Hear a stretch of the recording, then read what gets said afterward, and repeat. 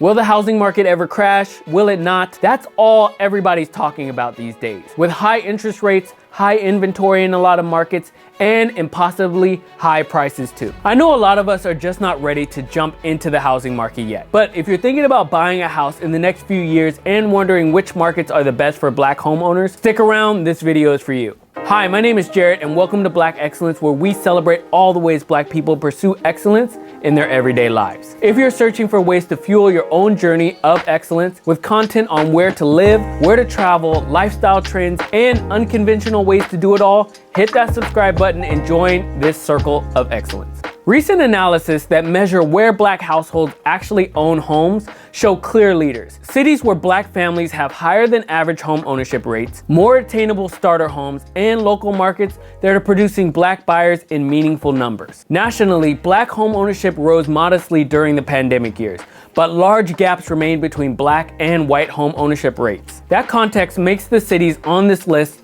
all the more important as places where Black families are building wealth and community. These 10 metros rank among the best places for Black home ownership, chosen because their Black home ownership rates top the list of metros and because they show a mix of affordability and meaningful production of new Black homeowners in recent years. In no particular order, let's start first with Charleston, North Charleston, South Carolina. The Charleston, North Charleston metro reports thriving Black home ownership, a rare bright spot in a high-priced coastal market. In 2023 alone, this metro had a population of about 818,000, with 23.6% identifying as Black. The overall home ownership rate stands at 68.7%, among the highest nationwide. The median home price across the metro is approximately $436,354. In some neighborhoods like North Charleston, the median sits near $320,000 to $340,000, offering more affordable entry points for Black families. This region blends a deeply rooted Black population with strong ownership levels and pockets of relative affordability. Long-standing community institutions, churches, and neighborhood networks in areas like North Charleston and Somerville help sustain home ownership and continuity across generations. Next up, we're staying in South Carolina in Columbia. A bit inland, but no less meaningful, the Columbia Metro, encompassing Columbia, Sumter, Orangeburg, had an estimated 856,900 residents in 2023. The Black population share is about 33%, and the metro consistently ranks near the top of Black home ownership, which is around 52.5%. The median home price remains accessible. As of early 2025, listing prices averaged $259,900, with actual sold prices averaging more like $251,200. Columbia blends affordability and ownership. Over half of Black residents own homes, a notable share compared to the national averages. Combined with modest pricing and a steady growing city economy anchored by state government and the University of South Carolina, Columbia offers a sustainable home ownership path for Black families seeking stability and opportunity. At number 3, we have Baton Rouge, Louisiana. Baton Rouge wears its history on its sleeve. Long-standing Black neighborhoods, HBCUs, and civil institutions that have anchored families here for generations. The Baton Rouge Metro is home to a substantial Black population, and the area posts a comparatively high overall home ownership rate, about 69%, which translates into a meaningful share of Black households owning property. What makes Baton Rouge especially potent for Black home ownership is simple arithmetic. Median home values remain modest by national standards, around $244,000. So monthly mortgage obligations are within reach for many middle-income households employed in government, healthcare, and higher education. Add local nonprofit housing programs and a civic ecosystem that prioritizes community stewardship, and Baton Rouge becomes a place where buying a first home often feels like a realistic step towards intergenerational stability. At number 4, we have a place that probably won't make the list next year because Trump's taking the place over, and that is Washington, D.C. and the Washington, D.C. Metro. The Washington, Arlington, Alexandria Metro is a paradox. It contains both wide opportunity and steep affordability hurdles. The metro's Black population is large, roughly 1.53 million people large.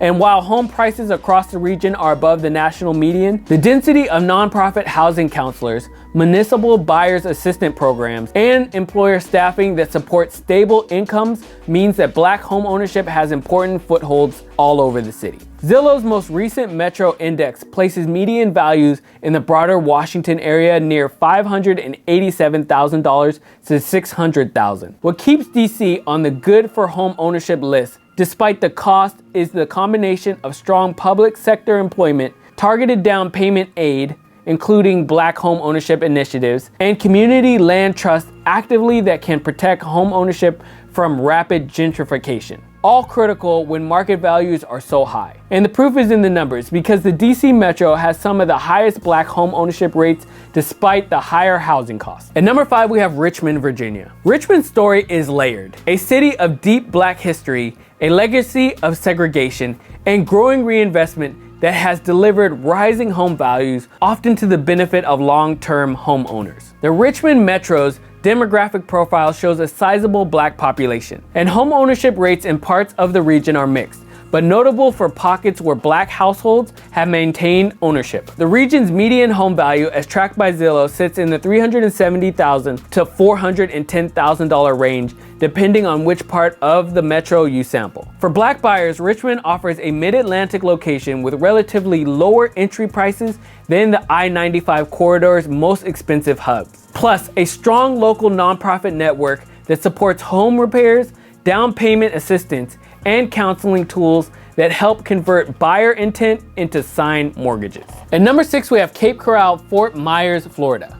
The Cape Coral, Fort Myers region has been one of Florida's fastest growing metros, attracting a mix of retirees and working families. The metro's Black population is smaller than larger metros in the list, but stable, and home ownership figures in parts of the region are high. Places like Cape Coral often report owner-occupied rates in the high 70s. Zillow's market snapshot for Cape Coral, Fort Myers shows median values near $355,000, levels that have softened from pandemic peaks but still represent relative affordability compared with South Florida's pricier markets. What matters for Black homebuyers here is the entry-level inventory and new construction options exist outside the most expensive coastal strips. Lower property taxes in some counties and a climate that draws relocating households also help produce pockets where home ownership is sensible. Community-based organizations and local lender programs geared towards first-time buyers have been important in translating incoming demand into long-term home ownership for Black households choosing Florida as a destination. At number 7, we have New Orleans, Louisiana. New Orleans' arc is defined by resilience. The metro's Black population remains one of the largest by share and absolute numbers in the country. And despite the devastation of Hurricane Katrina and subsequent displacements, many Black homeowners returned, rebuilt, and continued to maintain property-based wealth. New Orleans was actually on our list of cities that are losing Black population, but the city still has a large Black presence. Zillow's median value for New Orleans sits around $245,000 to $247,000, making ownership comparatively attainable versus many coastal metros. But the market carries the added complexity of climate risk and insurance costs that can alter affordability suddenly. What keeps New Orleans on this list is the sheer density of Black home ownership in historic neighborhoods, the important role of grassroots rebuild programs, and the network of churches and community groups that preserve neighborhood ties and support long-term ownership. At number 8, Atlanta, Georgia.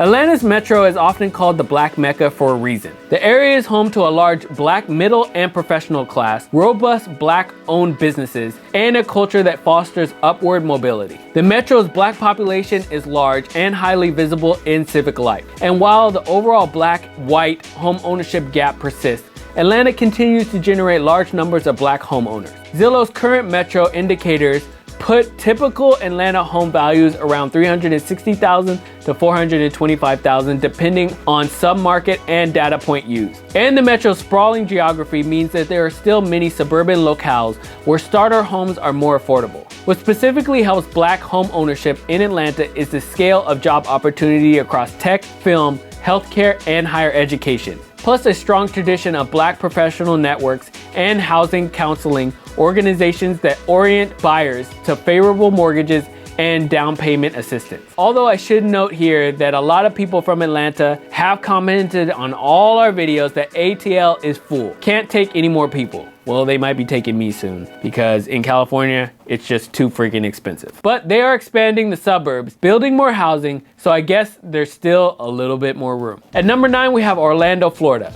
Orlando's economy is anchored in tourism, but also diversified in healthcare, logistics, and tech industries. A structure that has made it possible for many Black households to transition from renting into home ownership. The Orlando Metro hosts a healthy Black community, and while some central neighborhoods have become more expensive, broader swaths of the metro still report median values that are lower than the median comparator Sunbelt metros. Zillow's Orlando snapshot indicates median values roughly in the $380,000 neighborhood, while metro-based home ownership rates vary across counties and tracts, meaning affordability is often a matter of picking the right neighborhood or suburb. The practical win for Black buyers here is job accessibility combined with a still reasonable housing ladder for entry-level mortgages. Local nonprofit counseling, employer buyer programs, and statewide down payment resources have all helped convert wages earned in Orlando's diversified economy into owned homes.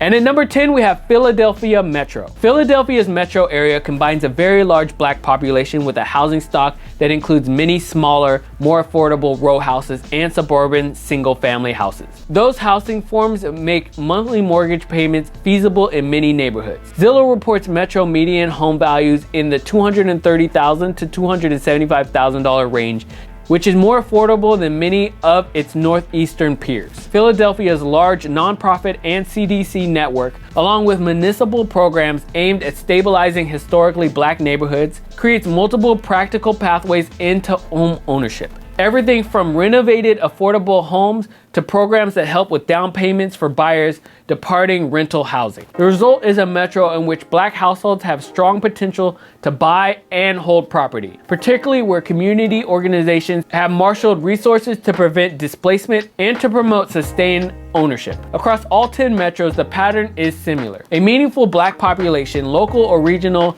housing prices that indicate real pockets of affordability, and a civic and nonprofit ecosystem that convert buyer intent into actual mortgages. In the Deep South, metros that history and civic fabric are especially pronounced, while in the Sunbelt metros, the growth economy and suburban housing stock create volume opportunities for new Black homeowners. In Washington, D.C., where all the Ethiopians live, the combination of high home values and strong public and nonprofit-backed assistance programs make home ownership possible for many, even as prices remain a barrier for others. Philadelphia's long-standing Black neighborhoods and varied housing typologies illustrate a third pattern. Large-scale home ownership potential driven by a mix of small-town housing and strong local support. I know most of you are not out there rushing into the housing market anytime soon, but keep this list in mind whenever you're ready to make that jump. I mean, at this point, if we ever do. If you've ever bought a house in any of these markets, share your experience in the comments. You know, as always, I would love to hear about it. That's it for this video. We'll catch you guys on the next one.